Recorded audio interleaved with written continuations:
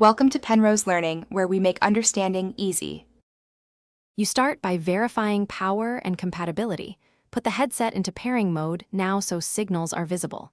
On your phone or computer, open Bluetooth settings and make the device discoverable. This lets the headset and device find each other.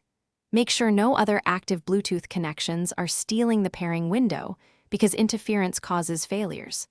Once both sides advertise themselves, you'll be ready for the next step, where you actually initiate and confirm the connection. You now scan the list and tap the headset name. That action sends a pairing request and begins key exchange.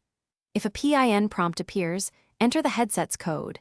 0000 or 1234 are common, or accept an auto-generated confirmation to complete authentication.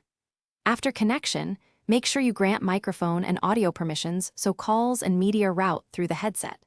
Once done, set it as the default playback and input device on your system to avoid manual switching during use. Finish by confirming stable audio. Play music and place a short call to verify microphone and headset controls. Rename the Bluetooth entry if you want clearer identification, and enable auto reconnect to simplify future use.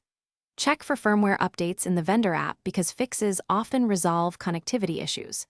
If something goes wrong, power cycle the headset and phone, forget the device in settings, then retry after 30 seconds. This resets cached profiles and solves most persistent pairing problems. Thanks for watching. If this was helpful, leave a like and consider subscribing. See you next time.